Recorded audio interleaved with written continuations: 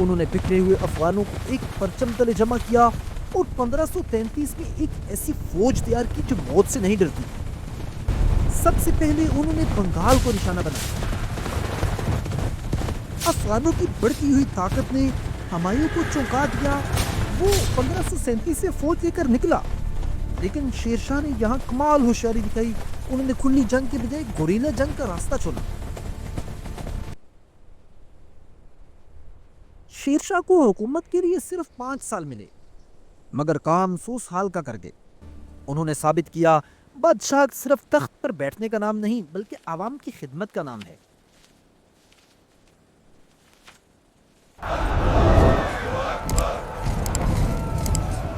Welcome to our Muslim sultans and warriors.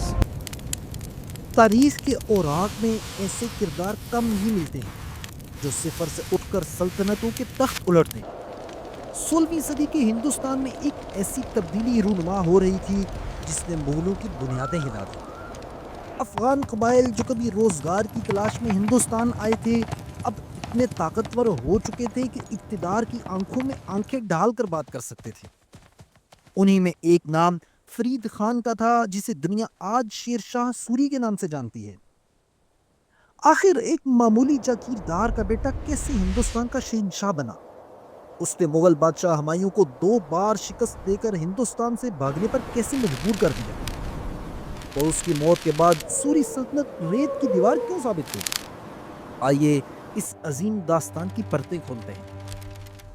Sher Shah کا تعلق افغانوں کے مشہور قبیلے سور سے تھا. شیر شاہ کا پیدائشی نام فرید خان تھا. 1486 میں پیدا ہوئے. وہ اپنے والد کے 8 بیٹوں میں سب سے بڑے تھے، مگر گھر کا ماحول پرسکون تھا. والد کی 4 بیگمات تھیں اور فرید کی اپنی سوتیلی والدات سے بالکل نہ بنتی تھی. یہ گھریلو ناچاکی انہیں گھر چھوڑنے پر مجبور کر گئی. فرید غصے میں جونپور چلے گئے جو اس وقت علم کا مرکز تھا. یہاں انہوں نے ملازمت کی مگر ساتھ ہی ساتھ اپنی علمی پیاس بجھائی. انہوں نے عربی، فارسی اور تاریخ کا گہرا مطالعہ کیا جو بعد میں ان کی حکمرانی میں کام آیا. اگلے چند سالوں تک شیر شاہ نے والی بہار کی ملازمت کی، پھر جنوبی بہار کے گورنر بنے. کچھ عرصہ شہنشاہ بابر کی ملازمت بھی کی، لیکن وہ تو ملازمت کے لیے نہیں بلکہ حکمرانی کے لیے پیدا کیے گئے تھے. انہوں نے بکھرے ہوئے افغانوں کو ایک پرچم تلے جمع کیا اور 1533 میں ایک ایسی فوج تیار کی جو موت سے نہیں ڈرتی. سب سے پہلے انہوں نے بنگال کو نشانہ بنایا. بنگال کی فوج کو شکست دینے کے بعد ان کی نظریں قلعہ چنار پر جم گئی. یہ قلعہ ہندوستان کا گیٹ وے سمجھا جاتا تھا. یہاں تاج خان سارنگ کی حکومت تھی، لیکن قسمت شیر شاہ پر مہربان تھی. تاج خان کو اس کے بیٹے نے مار ڈالا اور اس کی بیوہ نے شیر شاہ سے نکاح کر لیا. یوں قلعہ اور اس کی بے پناہ دولت شیر شاہ کی جھولی میں آ گئی. افغانوں کی بڑھتی ہوئی طاقت نے ہمایوں کو چونکا دیا. وہ 1537 سے فوج لے کر نکلا، لیکن شیر شاہ نے یہاں کمال ہوشیاری دکھائی. انہوں نے کھلی جنگ کے بجائے گوریلا جنگ کا راستہ چنا. انہوں نے ہمایوں کو راستہ دیا اور خود پیچھے ہٹ گئے، جس سے ہمایوں کو لگا کہ وہ جیت چکا ہے. لیکن یہ شیر شاہ کی خاموشی تھی. 2 سال بعد 1539 میں مقام چوسا پر دونوں کا دوبارہ آمنا سامنا ہوا. اس پر شیر شاہ نے خوب مضبوطی کے ساتھ وار کیا. ہمایوں کو ایسی شکست ہوئی کہ وہ بمشکل جہاں بچا کر بھاگے. اس فتح کے بعد فرید خان نے باقاعدہ شیر شاہ سوری کا لقب اختیار کیا. اگلے ہی سال کنوج کے مقام پر ہمایوں 1 لاکھ کا لشکر لے کر پہنچا، مگر نتیجہ پچھلی دفعہ سے کچھ مختلف نہ تھا. شیر شاہ کی منظم فوج نے مغلوں کو کچل دیا. ہمایوں ہندوستان چھوڑ کر ایران بھاگ گیا اور شیر شاہ شمالی ہندوستان کا بلا شرکت غیر مالک بن چکا تھا.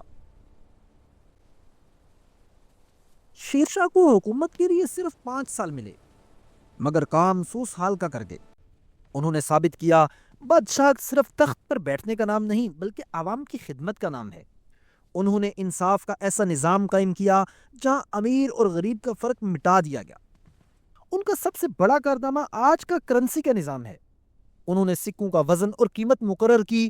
چاندی کے سکے کو روپیہ، تانبے کو دام اور سونے کو اشرفی کا نام دیا. ان کا دوسرا بڑا کارنامہ شاہراہوں یعنی سڑکوں کا جال بچھانا تھا. انہوں نے بنگال سے کابل تک 2500 کلومیٹر لمبی جرنیلی سڑک تعمیر کی جسے آج ہم جی ٹی روڈ کہتے ہیں۔ شیر شاہ نے صرف سڑکیں نہیں بلکہ قلعے بھی تعمیر کیے۔ بہار کا شیر گڑھ قلعہ اور جہلم کا قلعہ روہتاس ان کی عظمت کی گواہ ہیں۔ قلعہ روہتاس جو آج پاکستان میں ہے دفاعی فن تعمیر کا شاہکار مانا جاتا ہے۔ دہلی کے پرانے قلعے کی توسیع اور مرمت بھی انہی کے دور میں ہوئی۔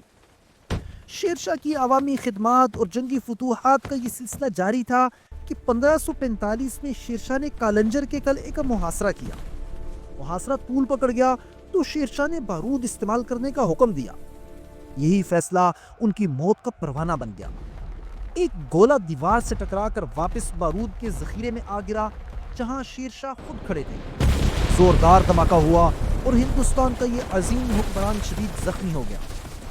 مئی 1545 میں آخری فتح کی خبر سننے کے بعد شیر شاہ خالق حقیقی سے جا ملے۔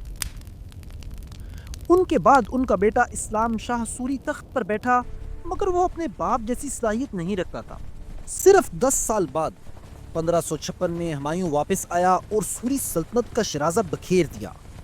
اگر شیر شاہ کچھ سال اور زندہ رہتے تو ہندوستان کی تاریخ کچھ اور ہوتی۔ آپ کو ہندوستان کے اس حکمران کی کہانی کیسی لگی؟ اپنی رائے کمنٹ سیکشن میں ضرور دیجیے گا۔ ویڈیو پسند آئی ہو تو لائک کریں اور چینل کو سبسکرائب کرنا نہ بھولیں۔